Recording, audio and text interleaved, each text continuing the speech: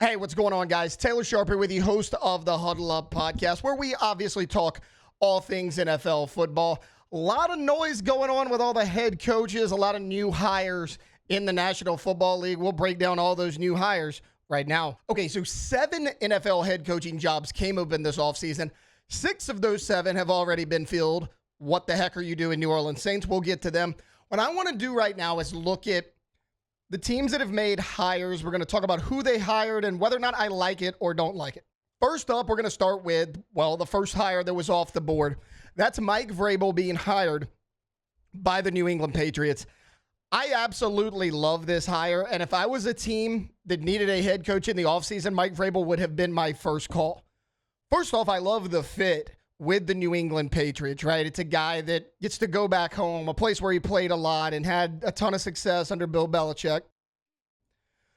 But it's more than just that, right? I mean, Mike Vrabel took the Tennessee Titans to the playoffs 2 different times, one of which they were the number 1 seed. Now, I get it. Derrick Henry went crazy, but look what the Titans were before he got there. Look what the Titans are now without him. He was excellent with the Tennessee Titans. I don't think they should have moved on from him. Then he goes to Cleveland. He's that analyst on their staff, assistant head coach. Cleveland is what it is. I mean, they might be a lost cause of a franchise at this point in time, but I think Vrabel's great. He's got the experience. He's got a proven winning track record. He's been to the playoffs multiple times, and the fit in New England, a place that he is all too familiar with, a place that, they have some young talent. I mean, they have a Drake May. Ramondre Stevenson is a solid piece at running back. You have receivers that are young. I mean, they're not great. Don't get me wrong. They're not great, but at least you have some decent young pieces.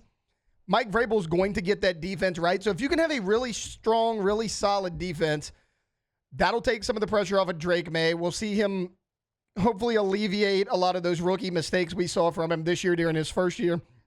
I love the hire. I think Mike Vrabel, the type of guy he is, the type of culture he instills in his team, that hard-nosed, no-nonsense, he seems to me like a type of guy, because you always talk about fit, right? I think Mike Vrabel is the type of guy that's going to have success no matter where he goes. Like, it really doesn't matter which team Mike Vrabel goes to. They're going to have success. I love this hire. This gets a thumbs up, A+ from me. Next, I want to talk about the Chicago Bears hiring Ben Johnson. This was the hot name in the offseason. It was really the hot name last offseason as well, right? He decided ultimately last offseason to stay with the Detroit Lions. He really wanted that big-time job that he was looking for. He decided that was the Chicago Bears. And it makes a lot of sense, at least on paper, right? You have some weapons on offense. If you can shore up that offensive line, you'll be okay. He is an incredible play caller, and you have the young quarterback that you hope to develop in a Caleb Williams.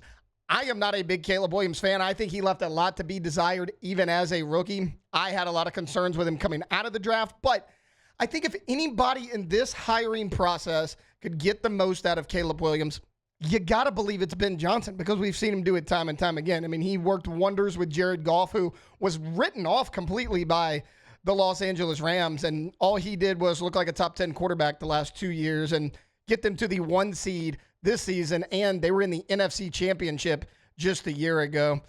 I really like this hire. I'm always, kind of cautious on those first-time head coaches, those younger guys, but you have to get this right with Caleb Williams. You have to get this right. Look what Jaden Daniels did this year. Look what Bo Nix did this year. Some of the big talking points in the national media was always, hey, Chicago, cool, you got your quarterback. You may not have got the right one. Jaden Daniels looked better. Bo Nix looked better. You have to turn this thing around in Chicago. You got to do it in a hurry. The guy I think was the best fit in this offseason to develop a Caleb Williams was Ben Johnson. For that reason, I love this hire.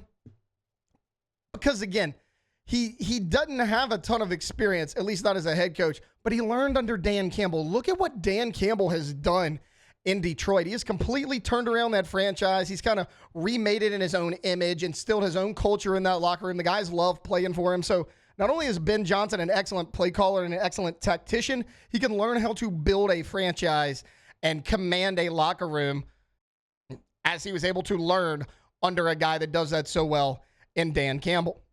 Want to shift to the New York Jets right now and talk a little bit about Aaron Glenn. Now, as we know, Robert Saleh was fired 6 games into the season this year. And honestly, the Jets didn't get much better. Matter of fact, they got worse in a lot of areas outside of Robert Saleh. We don't know what's going to happen with Aaron Rodgers. We don't even know the future of Devontae Adams at that franchise if Rodgers decides to hang it up. But when you hire a defensive-minded coach, you don't really have to worry about that as much. If Aaron Glenn could bring in a solid offensive coordinator, look, if you have Aaron Rodgers, what can you get out of him for one more year? If you don't have Aaron Rodgers, try to piece this thing together as best you can in the offseason. There will be some quality bridge starting quarterbacks hitting free agency in the offseason. The big kind of knock on Aaron Glenn really wasn't his fault. What does everybody say? I just mentioned Robert Saleh, right? Everyone always says, you can't hire the coach you just fired. They hired an elite defensive coordinator who had never been a head coach before. They brought him in to be their head coach in Robert Saleh. It failed. But they go and do that exact same thing again. Aaron Glenn, never been a head coach in the NFL, but is a really good coordinator in a number of years, deserved a job, but was it in New York? I actually like the hire, even though I do understand the, hey, we want to kind of go somewhere different than what we just had. But Aaron Glenn is a guy that's been around NFL circles for a long time. He's a long-time player. He played for the New York Jets. And more than anything, don't worry about draft picks. Don't worry about free agency. Don't worry about the future of Aaron Rodgers, who continues to handcuff this franchise. This franchise needs a makeover. This franchise needs a culture established here. Aaron Glenn, my apologies, can do that. He can be the guy. Again, he learned under Dan Campbell. He seems like a guy who the players really love. You need some sort of stability. The Jets needed a boring hire. You always talk about, oh, it's a flashy hire.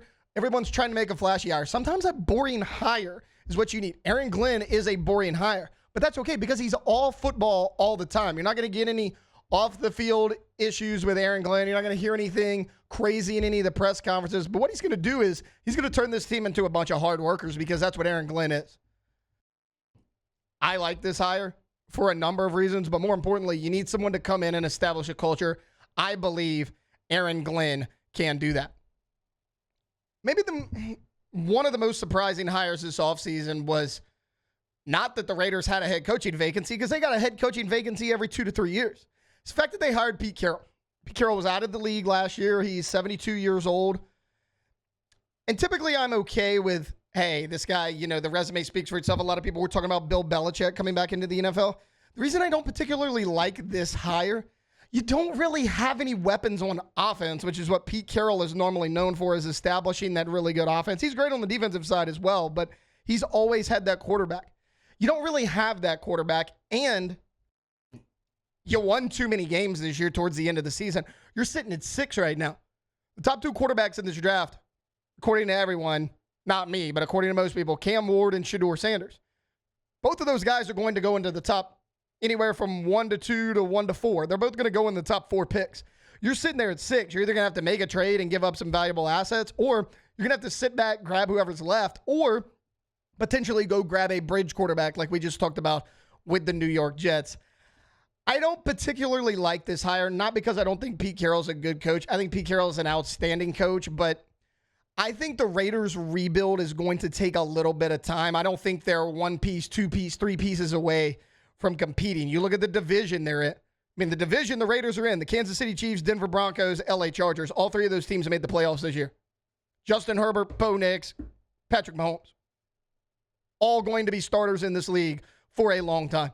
You're the oddball out in that division. It's a tough division. You're behind the 8 ball. It's going to take a number of years to turn this thing around. You hired a 72-year-old head coach. How long is Pete Carroll reasonably going to be there? I don't really like the hire. I don't mind hiring a coach with some pedigree and a coach you know what you're going to get. I completely understand that. 72 years old, though. Look, a guy like Mike McCarthy doesn't necessarily have the resume of a Pete Carroll. He's only 61, though. I would have preferred them go after a Mike McCarthy, slightly younger than Pete Carroll. I just don't see Pete Carroll being there 4 years, and I think that might be what it takes. 3 to 4 year turnaround for this franchise to really compete and really get where they want to get to. The last team I want to highlight that has actually hired a head coach is my Dallas Cowboys. Set up here a couple weeks ago and talked about the Deion Sanders to Dallas rumors, and I got one thing right. they weren't hiring Deion Sanders. He never even came in and was formally interviewed for that job. Him and Jerry Jones had a phone call. I get it. I'm okay with that. I didn't want Deion Sanders, not because good or bad coach. None of that even matters. The ego of him, the ego of Jerry Jones, they would have clashed too much. Jerry loves the Cowboys being front and center on the biggest stage, and everyone said, okay, well, a guy like Deion Sanders is going to provide that. Yes, but Jerry Jones also likes to be the center of attention. With Deion Sanders there, that was never going to happen. Jerry Jones, to a fault, has to have someone he can control. He cannot control Deion Sanders. Deion's not wired like that. So what does he do? He hires Brian Schottenheimer. Now, I've had a lot of mixed feelings about this because I think Brian Schottenheimer, if you go look at his resume, he's coached pretty much everywhere. He's been with the Jets at 2 different stints. He's been with the Rams. He was Georgia's offensive coordinator when Grayson Lambert was there, really right before Kirby Smart took over that job. And, he's had some mixed things going on. He's had a lot of really bad quarterbacks, though. I mean, the one time he had a good quarterback was Brett Favre that year with the Jets. They were top 10 in the NFL in scoring. I think they ranked 8th that year. So it's been, kind of hit and miss depending on his quarterback, which is understandable. A lot of offensive coordinators are like that. Depending on how good your quarterback is, in large part, is going to depend on how good your offense is. The bigger issue I have, the reason you move on from a coach, right? You want a fresh start because, look, Mike McCarthy won a lot of games in that building. I think behind the Chiefs, they were the second winningest regular season team the last 3 or 4 years in the NFL, something crazy like that. But you move on from McCarthy because you're like, hey, this team needs a change. This team needs a facelift. We're going to go into a different direction. But you don't go in a different direction. You hire Brian Schottenheimer, a 51-year-old offensive coordinator that was already on your coaching staff. One, your offense wasn't good this year. It was great the last 2 years. Wasn't good this year. You had a lot of injuries. But also, Mike McCarthy was the primary play caller. You hired an offensive coordinator on the staff that you already tried to move on from that wasn't even the primary play caller. I don't really understand this. And that's not to necessarily say that Brian Schottenheimer is going to be a bad head coach. But for all of this, the effort that all this took, the criticism you're taking for making this hire, you'd have been better off just swallowing your pride a little bit and bringing back Mike McCarthy, which I think they should have done anyways. Look, I'm always I like to be optimistic. I like to be glass half full. So I'm not going to call this, doomsday. Some people are saying the darkest ages in the history of the Dallas Cowboys. Look, I'm not going to be hyperbole like that, at least not yet. But this hire just leaves a lot to be desired. Do I know if it's going to be good? Do I know it's going to be bad? No, I don't. I can't look into my magic 8-ball, call on my magic genie, and tell me the future any more than you can. I just have to look at it objectively, take my fandom out of it, and say, is this the right hire? Does this hire make the most sense? On paper, no. This hire does not make the most sense. Was it the right hire? Well, we'll find out. Speaking of right hires, the New Orleans Saints are still trying to do that. They're the only team out of the 7 that moved on from their head coaches that do not have their head coach lined up. There was rumors they really wanted Aaron Glenn. Aaron Glenn goes to the Jets. They wanted to talk to Ben Johnson. Ben Johnson goes to the Bears. Joe Brady pulled his name out of consideration. And look, the Saints and Mike McCarthy, they were giving each other the eyes from across the room, right? They were flirting pretty hard. McCarthy pulls his name out of consideration. So Joe Brady and Mike McCarthy both pull their names out. Cliff Kingsbury heard his name brought up. He said he's not interested. Nobody wants this New Orleans Saints job. And here's why. You're one of the oldest teams in the league. You're $60 million over the cap. That's about $25 million more than the next highest team. You're sitting there at 9. You don't have a clear path to draft that quarterback of the future. You have Derek Carr, who is not a bad quarterback. He's just, he's kind of an average NFL starter. You're not going to win anything of any significance. But you're also not going to be bad enough to be that number 1 or number 2 seed. You're kind of sitting there in purgatory for a little bit, right? You're like not bad enough to have a complete rebuild, even though they should. But you can't do that if you're not at the top of the draft to get that quarterback. Also, your superstars are aging on this team. Demario Davis, 36 years old. Cam Jordan, 36 years old. Tyrann Mathieu, he's 32, about to be 33 years old. Even Alvin Kamara's pushing 30. You don't really have any young superstars. I mean, Taliesin Fuaga, the left tackle they drafted, I think that's a hit. Chris Olave has shown promise. 2 of his first 3 years, 1,000 yards when he's played double-digit games or more, but he's had like 4 or 5 concussions now in 3 years. We're not even sure what his football future looks like going forward. You're in salary cap hell. You don't have your quarterback of the future. You have no clear path to get your quarterback of the future.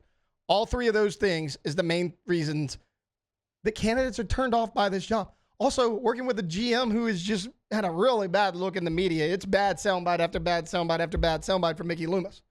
All of that put together, you stir it up, you mix it around. It is a perfect storm of negativity, which is why so many coaches are pulling their names out of consideration for this job. Now, it did come out yesterday that the New Orleans Saints are not going to take any more interviews. It kind of looks like they're settled on two guys, one of which, Kellen Moore. Makes a lot of sense. A lot like Ben Johnson. He's a young offensive coordinator whose name we have heard linked to a lot of different jobs. But if you're Kellen Moore and you're trying to make a name for yourself and you truly have head coaching aspirations, do you really want the New Orleans Saints to be your first head coaching job? I don't. Because again, how long of a leash are they going to give you? Now, the Saints are notorious for giving people long leashes, but how's that going to work out? I don't. And then the other candidate, Mike Kafka. Again, never been a head coach. He's even younger than Kellen Moore. You're looking at two young guys, two offensive coordinators, Kafka with the Giants, Kellen Moore with the Eagles. And I think both would be okay hires, but you're going to have to let them know, hey, your first year, you get a mulligan because we're not going to be very good. How quickly can these guys turn it around? Because, again, as good of an offensive coordinator as both of them are, which I do have some concerns about both of them, you need a guy that's going to be able to come in, establish a culture. Not to say that these guys can't do it, but they've never ran and they've never had to solely command an NFL locker room. That's why I thought a Mike Vrabel and Mike McCarthy would have been a lot better fits for the New Orleans Saints than two of these younger guys. A wild card to watch out for is Darren Rizzi. Look, we know he was the interim head coach. They promoted him from special teams coordinator. He did some nice things to start. You get that interim bump, right? The team, you got to galvanize the locker room. The team kind of rallies around you. He fell off towards the end, but again, he didn't have a lot to work with. Because first off, fully healthy, the Saints roster is not very good. When they're injured, they're one of the worst in the league. And that's what they were for most of the season. An old, banged up, not very good roster, not very good football team. If you can't land Kellen Moore or Mike Kafka, do you hire Darren Rizzi on like a 2-year deal? And say, hey, we're going to be in cap hell. You're the bridge guy. If you can prove against all odds that you can turn this thing around, we'll give you the long-term gig. I mean, that might be what it boils down to. Do they kick the tires on Darren Rizzi once again, or can they land Kellen Moore and Mike Kafka? All right, a little bit of a longer segment today. I wanted to kind of get a deep dive into all these head coaching hires. Coming up on the next episode, we're going to take a look at that Super Bowl matchup between the Chiefs and Eagles. So stay tuned next time for the Huddle Up Podcast.